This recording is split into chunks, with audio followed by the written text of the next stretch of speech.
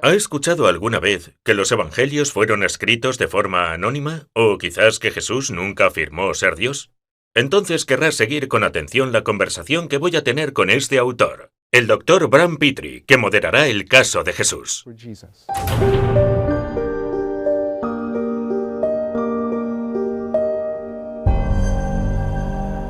Tengo entendido, doctor Petrie, que usted es profesor y que ha escrito un libro. ¿Podría decirnos dónde ejerce y qué libro ha escrito?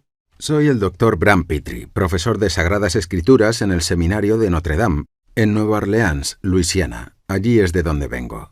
Enseño el Antiguo y el Nuevo Testamento. Tengo un doctorado en teología y me he especializado en estudios bíblicos por la Universidad de Notre Dame, un poco más al norte, en Indiana.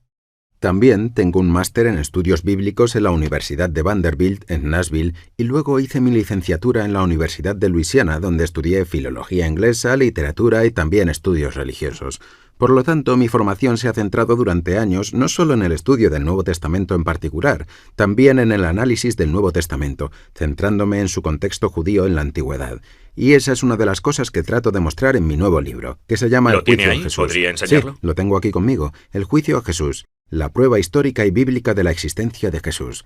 Básicamente, la idea de este libro surge tras haber pasado por la universidad y estudios superiores.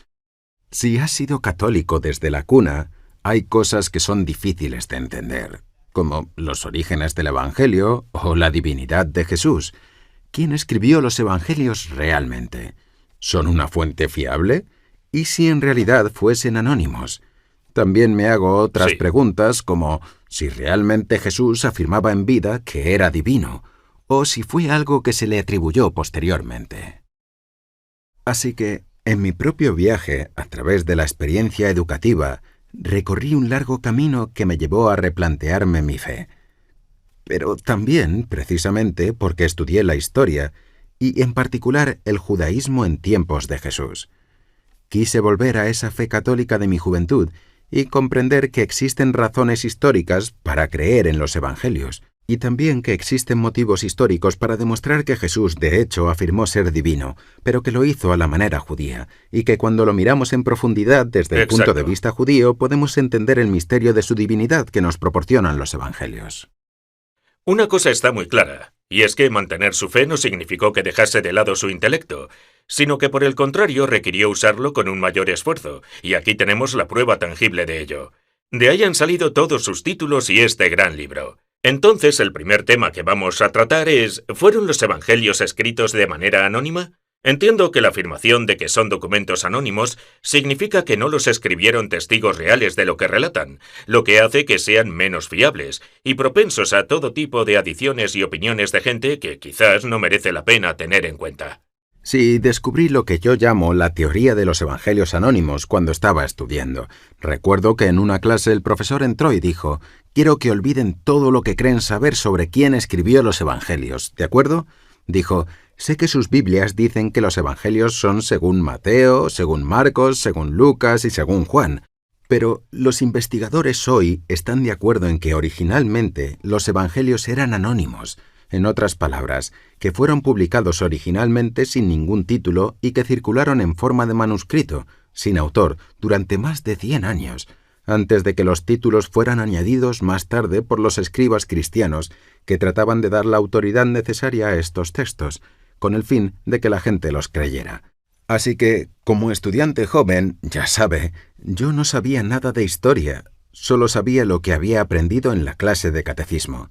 Así que solo tomé apuntes. Bien, los evangelios son originalmente anónimos. Se les añadieron títulos después, circularon durante un siglo sin títulos, pues el objetivo de esa teoría, como me di cuenta más tarde, era realmente en cierto sentido cuestionar la fiabilidad de los evangelios, porque esta teoría lo que hace es dejar la puerta abierta a la posibilidad de que estos documentos no fuesen escritos por personas que estaban presentes o gente contemporánea a los eventos, compañeros de los testigos o los apóstoles, sino que fuesen escritos posteriormente por cristianos cuya identidad nos es completamente desconocida y no tienen ninguna relación en absoluto con el hecho real de la vida, muerte y resurrección de Jesús.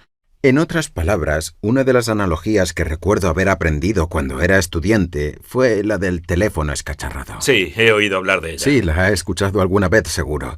Esto es algo que trato en el libro. Muchos estudiosos piensan que los evangelios fueron originalmente anónimos y suponen que las historias sobre Jesús en los evangelios se asemejan al juego infantil del teléfono escacharrado, donde, ya sabe, los niños se sientan en una fiesta de cumpleaños en un círculo y un niño cuenta una historia al que está a su lado y éste la repite al siguiente y este al siguiente. Cuando llegas al final del círculo y cuentas la historia de nuevo, ves lo mucho que ha cambiado tras haber pasado por todas las retransmisiones. Todo el mundo se ríe porque la historia ha sido alterada por completo.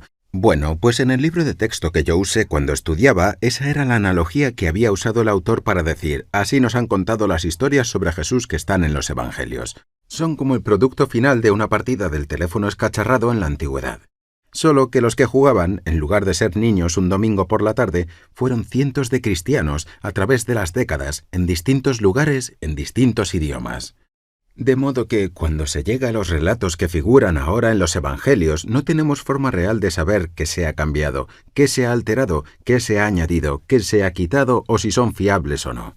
Y eso realmente me sorprendió, era algo que me preocupaba, porque siempre había confiado en los evangelios, los consideraba relatos fiables de lo que Jesús hizo y dijo. Los tomó al pie de la letra. Sí, creo que la mayoría de la gente, cuando lee los evangelios, los entiende de manera literal. Sí, Esa es la verdad sí. del evangelio, ¿no?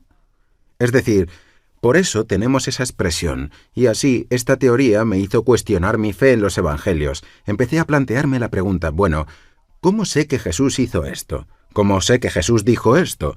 ¿Cómo sé que realmente afirmó ser divino? ¿Cómo sé que realmente fue crucificado? Y estas preguntas sacudieron los cimientos de mis creencias. Realmente fue un verdadero desafío abordar estas cuestiones. Con el tiempo dejé de creer con tanta intensidad porque ya no estaba seguro de quién era Jesús o incluso de quién decía ser. Entonces, una pregunta a colación de esto. Tras estudiar toda esta bibliografía, ¿cree que la fe puede ser real? ¿Se basó en pruebas concretas o en muchas sutilezas? Cada persona puede tener su propia opinión, así que ¿hubo realmente una prueba concreta? Bueno, en este caso yo aceptaba la opinión más extendida entre la gente que sabía del tema, porque yo era un estudiante y me decían, esto es lo que la mayoría de los académicos de ahora creen, que los evangelios fueron originalmente anónimos y que las historias que están en los evangelios son más como el folclore y no un testimonio real. Se parecen más al juego del teléfono que a un informe de noticias sobre un evento que ha sucedido recientemente. Pero lo que sucedió fue que, a medida que continué haciendo mi propia investigación, sobre todo cuando fui a la Universidad de Notre Dame en Indiana, allí tuve que aprender hebreo y griego y arameo y copto y todas estas lenguas antiguas por mí mismo, y también comencé a estudiar la tradición que rodea los manuscritos, las fuentes originales, ¿entiende? ¿A qué se refiere con eso?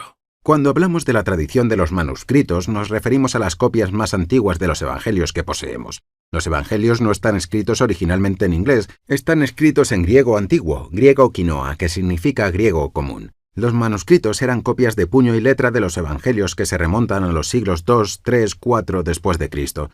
Y tenemos cientos e incluso miles de estas copias antiguas. Por eso, una de las cosas que se deben hacer cuando llevas a cabo un doctorado en estudios bíblicos es estudiar. No solo las traducciones de los textos, sino los idiomas originales. Empecé a darme cuenta de que a medida que continuaba formándome, me entró la curiosidad por los manuscritos originales, porque llevaba casi una década aprendiendo que los evangelios originales eran anónimos. Recuerdo que un día le dije a uno de los profesores, bueno, me gustaría ver las copias anónimas. A ver, ¿dónde están todas las ediciones anónimas? Y él dijo, bueno, ve a ver si puedes investigar un poco. Y lo que descubrí, que fue lo que realmente me impactó, es que no existen manuscritos anónimos de cualquiera de los evangelios, de Mateo, Marcos, Lucas o Juan. Todas las transcripciones del griego antiguo del evangelio que poseemos, si miramos las primeras páginas, tienen un título. Y no solo eso, toda la evidencia de los manuscritos es unánime al atribuir esos 4 evangelios a Mateo, Marcos, Lucas y Juan. En otras palabras, no solo los primeros evangelios nos dicen quién los escribió, sino que todos son unánimes al atribuirlos a las mismas personas. Esto me sorprendió mucho desde el punto de vista de la historia, porque había asumido, basándome solo en lo que aprendí en el aula, que los manuscritos originales no tenían títulos ni autor. Ya veo. Pero lo que me enseñaron estaba en contra de esto. ¿Y cómo es que es así? Bueno, esta teoría surgió a finales del siglo XIX. Fue una hipótesis que se inventó ignorando las pruebas que presentan los manuscritos. Un estudioso llamado Adolf von Harnack, en particular, un investigador alemán, popularizó la idea de que, debido a que nuestros manuscritos, de los que se tenía constancia en ese momento, que no pertenecían a los siglos II, III y IV, al tener títulos como La buena noticia según Mateo, La buena noticia según Marcos, dedujo que las copias anteriores no deberían tener ningún título. Bueno, hemos aprendido desde entonces, con el descubrimiento de más papiros antiguos, que son copias fragmentarias de los evangelios y se remontan hasta el siglo II. Entonces, lo que Harnack sostenía ya no es viable. Todas las copias que poseemos, hasta las más antiguas, tienen esos títulos. Y aún más, lo que hice fue empezar a estudiar a los antiguos padres de la Iglesia. Los antiguos padres de la Iglesia son figuras como Ignacio de Antioquía, Justino Mártir, Ireneo. Estos eran hombres que vivieron a principios del siglo II después de Cristo, que eran discípulos de los apóstoles u hombres que conocían a los apóstoles. Por lo tanto, estaban a 1 o 2 generaciones de distancia, y cuando comencé a leerlos por iniciativa propia, lo que descubrí fue que los padres de la Iglesia eran unánimes también sobre quiénes escribieron estos libros antiguos: Mateo, Marcos, Lucas y Juan. Esto me sorprendió mucho porque esperaba que los antiguos cristianos fueran tan agnósticos sobre quiénes escribieron los evangelios como lo eran mis profesores o los investigadores a los que yo leía. Pero entonces me di cuenta de que los primeros cristianos no solo estaban de acuerdo en que los evangelios fueron escritos por Mateo, Marcos, Lucas y Juan, sino que también lo afirmaban con toda naturalidad. No existía alguna duda sobre esto en los primeros siglos. Era un hecho totalmente aceptado. Esto realmente me dejó impactado, porque una de las cosas que había aprendido como investigador es que si quieres llegar a una conclusión histórica sobre quién escribió un libro, hay 2 tipos de evidencia que se deben contrastar. Está la evidencia interna, en otras palabras, la evidencia dentro del manuscrito, el libro en sí mismo, su título. Pero también están las pruebas externas, los testimonios de las personas que vivían en la época en la que se escribió el libro, o las personas que conocían a las personas que habían escrito el libro, los contemporáneos al autor. Así que, por ejemplo, mi libro, ¿verdad? Tengo evidencia interna diciéndote que yo lo escribí, presentando su título. Pero además podrías preguntarle a mi esposa o a mis hijos: oye, ¿escribió Brandt un libro? Y ellos podrían decirte dentro de 50 años que sí. Entonces, la evidencia externa o interna, cuando estas 2 cosas van juntas, nos dan una buena razón para creer que los libros fueron escritos por Mateo, Marcos, Lucas y Juan. Y en este caso, una vez más, la evidencia externa de los antiguos cristianos, conocidos como los padres de la Iglesia, era unánime. Fue algo que realmente me fascinó, me hizo detener un momento mis pasos y darme cuenta de que, bueno, espera, si todas las evidencias son unánimes en cuanto a que los evangelios no fueron anónimos y que fueron escritos por los apóstoles o por sus compañeros, esa es una buena razón para pensar que fue así realmente. ¿Tiene sentido? Pero una persona podría decirle: de acuerdo, Dr. Petrie, si según San Mateo es una parte del antiguo escrito, ¿por qué no está en mi Biblia? Si lo que pone es Evangelio según San Mateo como primer versículo, ¿por qué no está ahí? O si soy un estudiante de griego y por casualidad lo que tengo es el texto Nestle Aland 27, 28ª edición, y si miro abajo puedo ver que no está citado, por ejemplo, el papiro 66 en la lista o el papiro 75 al que hace referencia en el libro. El papiro 4 también. Estos no están en la guía. En lugar de estas fuentes lo que vemos es una X. ¿Por qué la X? Es una muy buena pregunta. Voy a intentar simplificarla porque es un debate un poco complejo. Hay un artículo muy bueno escrito por un académico que es un amigo mío, Simon Gattercole, que enseña en Cambridge, en el Reino Unido. Él se dio cuenta de que había cosas que faltaban en las notas a pie de página, por así decirlo, del texto griego estándar que los investigadores utilizan cuando se investiga sobre los títulos. En otras palabras, los títulos estaban siendo tratados casi como si no fueran parte del manuscrito. Entiendo. Así que dio media vuelta, investigó todas las mismas copias originales y reunió los datos para demostrar que siempre que vemos esas primeras páginas de las copias antiguas de los evangelios, el título figura en cada una de ellas, y son todas iguales en Mateo, Marcos, Lucas y Juan. Entonces, este hombre está usando las fuentes originales está usando los y no textos una fuente primigenios. secundaria o No son la terciaria. copia griega de la Biblia con títulos que compras en la librería e incluyen notas al pie. Estos son los propios manuscritos reales. Escribió un gran artículo sobre esto hace unos años. Cuando lo leí, de nuevo pensé: bien, bueno, espera, tenemos un dilema aquí. Y entonces empecé a cuestionarme lo siguiente: si no hay evidencia manuscrita de que los evangelios fueron anónimos, ¿por qué seguimos pensando que esta teoría tiene sentido? Otro problema con la teoría de que los evangelios eran anónimos es que simplemente es una hipótesis poco creíble. Piénselo un momento, Noah. La corriente establecida nos dice que los evangelios fueron escritos originalmente sin ningún título y que circularon durante más de un siglo sin títulos. Y entonces, alrededor del año 180 después de Cristo, todos los escribas de todo el Imperio Romano, que tenían múltiples copias llegados a este punto, todos de alguna manera milagrosamente añadieron los mismos títulos exactos a los libros, por lo que de manera unánime los atribuyeron a Mateos, Marcos, Lucas y Juan.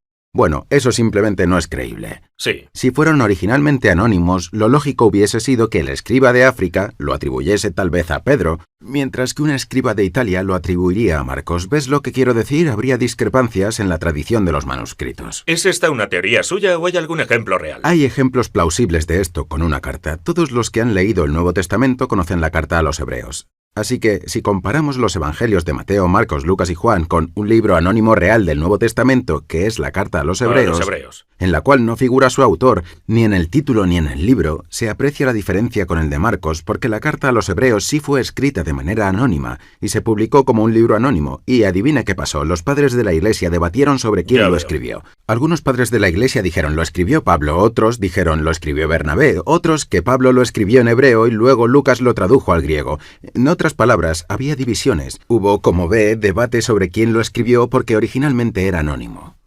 Eso es exactamente lo que no encontramos en Mateo, Marcos, Lucas y Juan. Había una completa unanimidad, tanto en las pruebas de los manuscritos como entre los antiguos cristianos que fueron los padres de la Iglesia. A veces oímos hablar del Evangelio de Tomás. Hay otros supuestos evangelios por ahí. ¿Esos venían con títulos o no? ¿Cómo trató esto la Iglesia primigenia o los sucesores de los apóstoles? Esta es una gran pregunta. Hoy en día mucha gente está familiarizada con los llamados evangelios apócrifos o evangelios perdidos por los documentales históricos que se emiten en la televisión, que nos hablan de hallazgos recientes como el Evangelio de Tomás o el Evangelio de Judas. A menudo los presentan como si fueran cosas nuevas de las que nunca habíamos oído hablar, pero la realidad es que esto no es nada nuevo para nosotros, los católicos. Sí. Porque los propios padres de la Iglesia antigua, gente como San Ireneo, que fue discípulo de Policarpo, y este fue discípulo de San Juan, es decir, se trata del siglo II, él habla del Evangelio de Judas y del Evangelio de Tomás. Él habla de ellos. Esta es la principal diferencia entre los 4 evangelios y los evangelios perdidos. Es cierto que los llamados evangelios perdidos tienen títulos que los atribuyen a Judas o a Pedro o a Tomás. Eso es una evidencia interna, pero lo que no tienen es la evidencia externa, porque cuando uno estudia los escritores cristianos antiguos de la época de Jesús o poco después, ellos conocían estos libros, y cuando se publicaron estos libros los identificaron inmediatamente como falsificaciones de herejes. Eso es bastante relevante. En otras palabras, la evidencia externa va en contra de la autenticidad de los llamados evangelios perdidos, algo en lo que los académicos hoy están de acuerdo. Incluso los ateos y los más escépticos admiten que los evangelios perdidos no fueron publicados como mínimo hasta mediados o finales del siglo II, más de 100 años después de que muchos de los apóstoles hubieran muerto. Así que, por definición, si se publican 100 años después de la muerte de los apóstoles, no pueden ser auténticos, ¿verdad? Es muy difícil escribir libros cuando uno está muerto. Si ya es difícil escribir estando vivo, imagínate escribir estando muerto. Así que si el Evangelio de Judas no sale hasta el 180 después de Cristo y se suicidó alrededor del 33 después de Cristo, sabes que es una falsificación. Pero para lo que nos incumbe aquí, lo que importa es la diferencia entre los evangelios perdidos, que fueron rechazados por los antiguos cristianos como falsificaciones, y los 4 evangelios, que fueron aceptados con unanimidad como el testimonio de gente cercana a Jesús, como Mateo y Juan, o como los discípulos de los apóstoles, como Marcos y Lucas, ¿cierto? Y esto no solo lo corroboran los padres de la Iglesia, incluso los críticos paganos como Celso y Porfirio, que se oponían al cristianismo, nunca cuestionaron que los evangelios fueran escritos por testigos reales de lo sucedido. Sí. Solo dijeron, no los creáis, porque fueron simples pescadores, necios e ignorantes. Entonces, ¿qué sucedió cuando descubrió todo esto y quiso darlo a conocer a sus colegas? En este libro es donde realmente lo doy a conocer a mis colegas. Empecé a debatir con compañeros que también estudian el Nuevo Testamento y amigos de posgrado, y muchos de ellos se sorprendieron. No habían recurrido a investigar por sí mismos porque a todos nos enseñaron, cuando éramos jóvenes estudiantes, que todo el mundo sabe ahora que los evangelios son anónimos. Pero eso no significaba que tuviésemos que ir a comprobar las pruebas nosotros mismos, ¿verdad? Así que muchas veces me cohibía. A veces me echaba un poco para atrás pensando, bueno, espera, ¿qué hay de los evangelios perdidos? O cosas como, bueno, ¿cómo escribió Juan un evangelio si el libro de los Hechos dice que Juan era un simple pescador y que era analfabeto? Sí. Esa es una pregunta importante, ¿verdad? Lo es. En el libro de los Hechos, capítulo 4, se dice que Pedro y Juan eran incultos, literalmente en griego agrámatos, analfabetos. Entonces, ¿cómo pudo ser escrito el Evangelio de Juan por un apóstol que solo era un pescador y ni siquiera sabía leer? Bueno, de nuevo los padres de la Iglesia lo dejan muy claro. Sí. Porque dicen que en la antigüedad, igual que hoy, si tienes problemas para escribir, puedes conseguir una... Secretaria. Una secretaria, así Sí, es, exactamente. Y puedes dictar el libro a una secretaria. Los políticos hacen Sí, esto todo es el cierto. tiempo. Y de hecho, si lees a San Juan en voz alta, te darás cuenta de que suena como si alguien hablara en voz alta. Está muy bien pensado. Pero ya sabes, salta de un tema a otro, divaga un poco, y ese tipo de objeciones, como por ejemplo, ¿cómo escribió Juan un evangelio? ¿O qué pasa con Mateo? Pues ya sabe. ¿Cómo podría Mateo haber sido capaz de escribir? Bueno, Era un recaudador de impuestos. era un Y él recaudador de sabía cómo impuestos. llevar esos Él temas, sabía sí. cómo hacer estas cosas, porque para ser un recaudador de impuestos no podía ser analfabeto. Así que puedes imaginar a los discípulos sentados un día, ya sabes, escuchando a Jesús diciendo, «¡Wow! Este tipo es realmente listo», pensaría. Tal vez deberíamos escribir algo de esto. Veamos, ¿quién está aquí? Pescador, pescador, pescador, pescador, recaudador de impuestos. Ya veo. A ver, saca papel y lápiz y... pues toma algunas notas. Sabemos que los estudiantes también hacían estas cosas en el mundo antiguo, y eso es lo que necesitamos recordar, especialmente en los evangelios de Mateo y Juan. Estos no son los productos finales de un juego del teléfono escacharrado, son las memorias de los estudiantes de Jesús, memorias de hombres, de alumnos, que vivieron con él, comieron con él, viajaron con él, y le oyeron predicar una y otra vez, no solo los lunes, miércoles y viernes por la mañana durante 50 minutos, como en la universidad, sino todos los días, durante 3 años. Esto es lo que los académicos llamaron memoria hábil o memoria entrenada. Ese es el tipo de memoria que se nos presenta en los evangelios. Entonces, ¿estás sugiriendo que asociar la transmisión del mensaje de Jesús en forma escrita no se aproxima en absoluto a la historia que hemos mencionado al principio, la del juego del teléfono escacharrado? Exactamente. Lo que digo es que la analogía del juego del teléfono es tan anacrónica y tan engañosa que no tiene cabida en un estudio histórico serio de la vida de Jesús. La mejor analogía es en realidad la de una biografía, basada en los recuerdos de los testigos que estuvieron presentes durante los acontecimientos.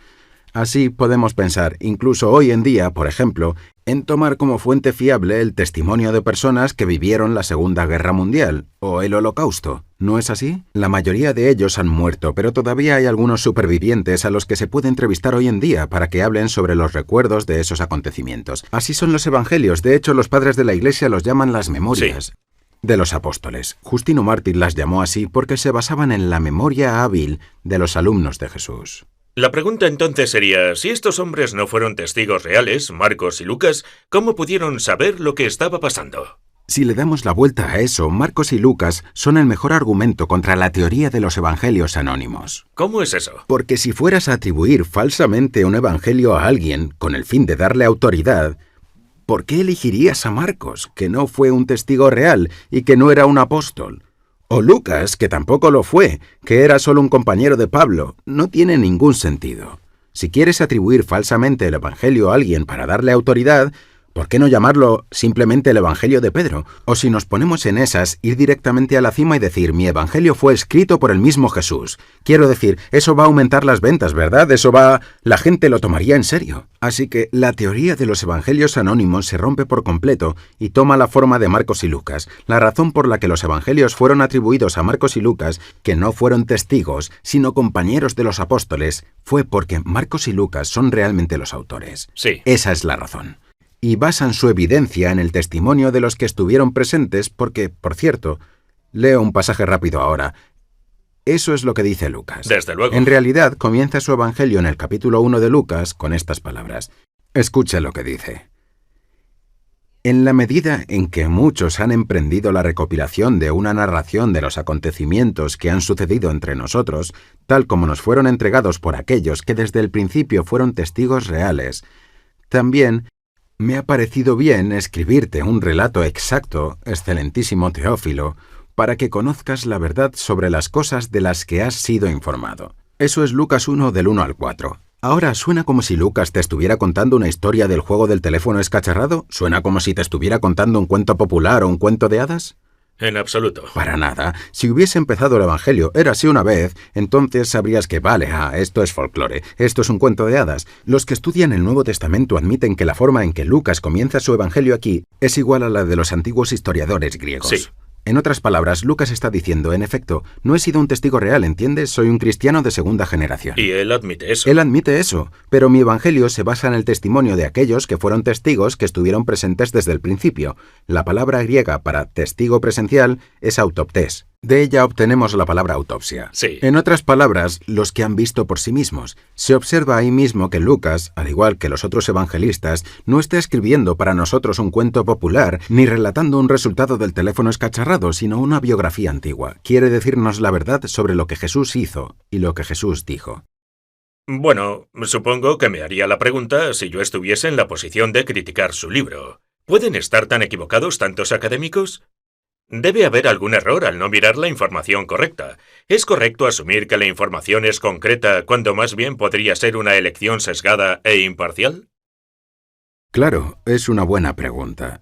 Lo que yo respondería es que no soy el único. De hecho, en los últimos 20 años más o menos, se han sumado a esta teoría más y más estudiosos del Nuevo Testamento. Estudiosos como Richard Burridge, Michael Bird, Simon Gattercole, al que he mencionado, son protestantes católicos, todos investigadores por igual, que tienen muchas perspectivas diferentes, pero están llegando a un consenso. La vieja teoría de los evangelios anónimos simplemente no se sostiene, y cuando se observan los evangelios y se comparan con otros escritos antiguos de la época de Jesús, la mejor categoría para describirlos es como si fuesen biografías. Sí. Lo son. Hay una palabra griega antigua, bios, de la que obtenemos la palabra vida. El bios era un tipo de escrito que era básicamente una forma antigua de la vida de alguna figura importante, una biografía, a falta de una palabra mejor. Personas como Josefo o Plutarco escribieron las vidas de los Césares, las biografías de los Césares. Y así es como sabemos de estas figuras antiguas. Por lo tanto, cada vez más académicos se acercan a la posición que yo sostengo en mi libro. A ver, este libro no son solo mis propias teorías, hay muchas notas a pie de página Entiendo. que muestran que los estudios contemporáneos del Nuevo Testamento están cambiando su opinión respecto a estas cuestiones, no sobre la evidencia de los manuscritos, sino de la forma de estudiar los escritos griegos que son de la época de los propios evangelios. Así que, si puedo recapitular, dígame si lo he entendido bien. Sus preguntas comienzan cuestionando a los académicos cuyo trabajo no parecía tener en cuenta la evidencia manuscrita más reciente o la tradición, ¿no es así? Así que decidió aprender griego y hebreo y los idiomas necesarios para investigar por su cuenta. Y hubo gente que le ayudó a encontrar los manuscritos originales, las copias que encontramos en línea. Así es. Comenzó a leerlos y descubrió que realmente están escritos por quien dicen estarlo. Cuando tiene la primera página del Evangelio de Mateo o de los otros, están firmados por Mateo, Juan, Lucas, Marcos. Sí, en efecto. Cuando los lees, uno se da cuenta de que no está en la posición de poner en duda si son fiables o no. Lo que uno se cuestiona es si la prueba que nos dan se nos presenta de una manera clara. Exactamente.